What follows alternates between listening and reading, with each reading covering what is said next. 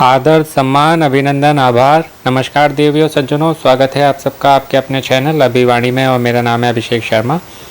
Channel पर आए हुए सभी नए सब्सक्राइबर का बहुत बहुत स्वागत है चैनल पर और अभिनंदन, आभार कि आपने सब्सक्राइब किया। और आगे निवेदन, कृपया चैनल पर बने रहिएगा, छोड़ के नहीं जाइएगा, क्योंकि मुझे आपके सहयोग की सहायता की बहुत बहुत आवश्यकता है, तो कृपया बनाए रखें। और ये है आज मंगलवार 9 मई का केबीसी रजिस्ट्रेशन का 10वां और आखिरी प्रश्न। पहले जो है 14 तारीख तक होने थे, पर इनको घटा के 8 तारीख तक कर दिया गया था।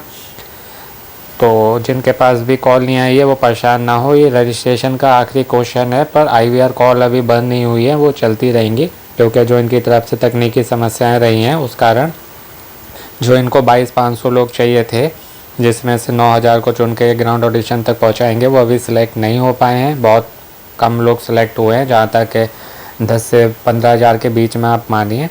तो इसलिए चिंता मत करिए, केवल अपने अध्ययन का चिंतन करिए, पढ़ाई का, कि आपकी पढ़ाई जो है किस लेवल तक की है और वो आपको कितनी धनराशि जिता सकती है, क्योंकि व्यक्ति जितना अधिक ज्ञानवान उतना अधिक धनवान। तो आशा करता हूँ इसका उत्तर आपने दे दिया होगा। इसका जो शॉर्ट वीडियो है वो मैंने कल ही अपलोड कर दिया था, कम्युनिटी में इमेज के रूप में आंसर डाल दिया था, और ये थोड़ा इन्फॉर्मेशन के साथ में इसलिए लेट बनाता हूँ मैं।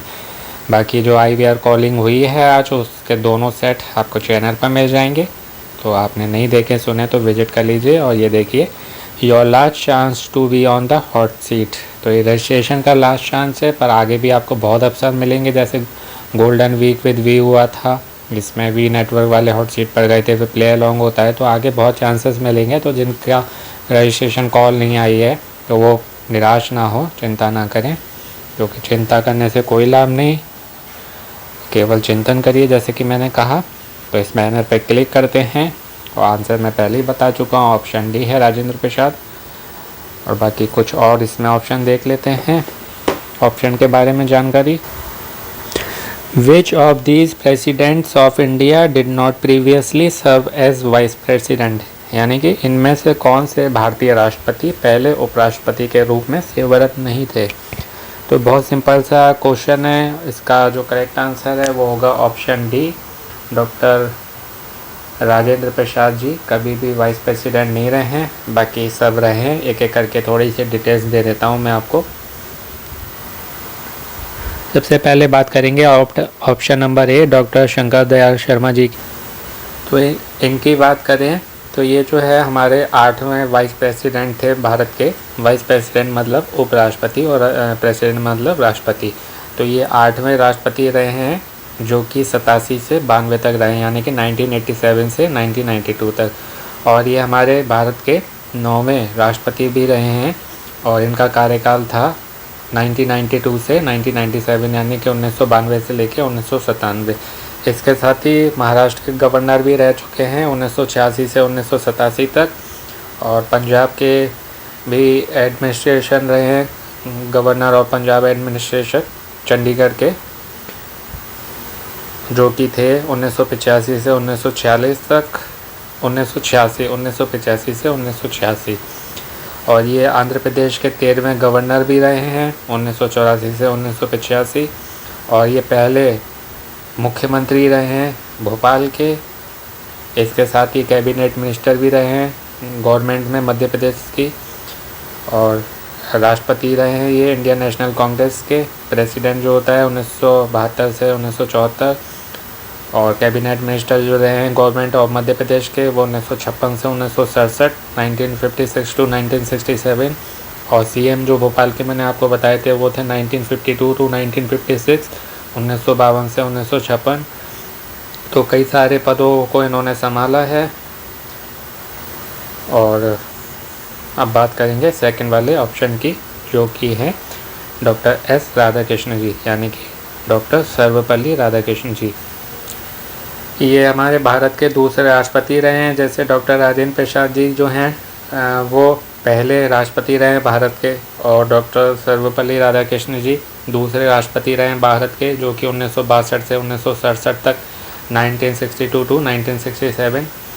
और पहले वाइस प्रेसिडेंट रहे हैं इंडिया के, यानी कि पहले उपराष्ट्रपति रहे हैं, इसलिए ये ऑप्शन नहीं हो सकता। क्योंकि आपको अगर करेक्ट आंसर नहीं मालूम होता है तो आपको ये मालूम होना चाहिए कि ये क्यों नहीं हो सकता। अगर आपको ये नहीं मालूम है कि ये क्यों हो सकता है तो ये भी मालूम होना चाहिए। तो इससे जो है आप एलिमिनेशन प्रोसेस के थ्रू करेक्ट आंसर निकाल पाएंगे, भले ही आपको करेक्ट नहीं भी पता है तो ये पहले उपराष्ट्रपति थे भारत के 1952 से 1962 तक, पूरे 10 वर्ष रहे। और ये दूसरे एम्बेसडर भी रहे हैं भारत के सोवियत यूनियन में। इसके साथ ही चौथे वाइस चांसलर रहे हैं बनारस हिंदू यूनिवर्सिटी के, BHU जिसको बोलते हैं, चौथे vice chancellor, fourth vice chancellor. अब बात करेंगे तीसरे ऑप्शन की, जो कि है श्री KR नारायण जी। इनके फुल फॉर्म की बात करें तो पूरा नाम है कोचेरिल रमन नारायण। कोचेरिल KOCHERIL, कोचेरिल, रमन RAMN और नारायण जी, तो पूरा नाम है ये इनका। और बाकी और जानकारी इनके बारे में बता देता हूँ। ये हमारे भारत के 11वें राष्ट्रपति रहे हैं, यानी कि 11th प्रेसिडेंट ऑफ इंडिया, जो कि 1997 से 2002 तक रहे हैं, 1997 to 2002। और ये 9वें वाइस प्रेसिडेंट रहे भारत के, 9th vice president of India. इसलिए इन तीनों में वाइस प्रेसिडेंट आ गया, इसलिए ये क्वेश्चन में बात हो रही है कि कौन जो है वाइस प्रेसिडेंट नहीं रहे हैं। तो ये तीनों रहे हैं, तो जाहिर सी बात है फिर लास्ट ऑप्शन जो बचा तो वो नहीं रहे होंगे, है ना। तो मुझे भले ही चौथा करेक्ट आंसर नहीं मालूम है, पर अगर मुझे ये मालूम है कि ये 3 रहे हैं तो जो बचा वही करेक्ट होगा ना। तो इसलिए मैं आपको डिटेल में बताता हूँ, जिससे आपके लिए एलिमिनेशन करना सरल हो जाए। आपने देखा भी होगा आउटफिट पर जो जाते हैं तो एलिमिनेशन प्रोसेस से बहुत बड़ी धनराशि तक जीतते हैं और वहाँ तक पहुँच भी जाते हैं। तो ये 9 में वाइस प्रेसिडेंट रहे थे भारत के उपराष्ट्रपति 1992 से 1997 तक, 1992 to 1997। इसके साथ ही मेंबर रहे पार्लियामेंट के, लोकसभा के 1984 से 1992 तक, member of parliament Lok Sabha between 1984 to 1992। और ये US में भारत के एम्बेसडर रहे हैं, मतलब भारत के एम्बेसडर के रूप में रहे हैं US में 1980 से 1984, Indian ambassador to United States between 1980 to 1984। और इंडिया के एम्बेसडर चाइना में ये रहे हैं 1976 to 1978, यानी कि भारत के एम्बेसडर के रूप में रहे हैं चाइना में। जो दूत होते हैं ना, वो हर, जैसे हमारे भारत में और देशों के दूत रहते हैं, ऐसे यहाँ के भारत के जो हैं वो वहाँ पर दूत के रूप में रहते हैं, तो उनको एम्बेसडर बोलते हैं। तो ये रहे हैं 1976 से 1978 तक Indian ambassador to China in between 1976 to 1978। तो ये थी इनके बारे में जानकारी। और चौथे हैं डॉक्टर राजेंद्र प्रसाद। ये भारत के प्रेसिडेंट, वाइस प्रेसिडेंट कभी नहीं रहे, पर ये प्रेसिडेंट रहे हैं वो भी पहले, यानी कि ये भारत के पहले राष्ट्रपति रहे हैं। और 12 वर्ष इनका कार्यकाल था। वैसे 5 वर्ष होता है इनका, जो 12 वर्ष रहा है, यानी कि 12 साल 1950 से 1962 तक। He is the first president of India and his work time from 1950 to 1962। इसके साथ ही ये पहले मिनिस्टर रहे हैं, पहले मंत्री रहे हैं खेती के, यानी कि जिसको एग्रीकल्चर होता है। तो ये भी आपको मालूम होना चाहिए कि डॉक्टर राजेंद्र प्रसाद पहले राष्ट्रपति तो थे भारत के, साथ ही पहले एग्रीकल्चर मिनिस्टर भी रहे हैं। कब से कब तक? 1947 से 1948 तक, first minister of agriculture in between 1947 to 1948।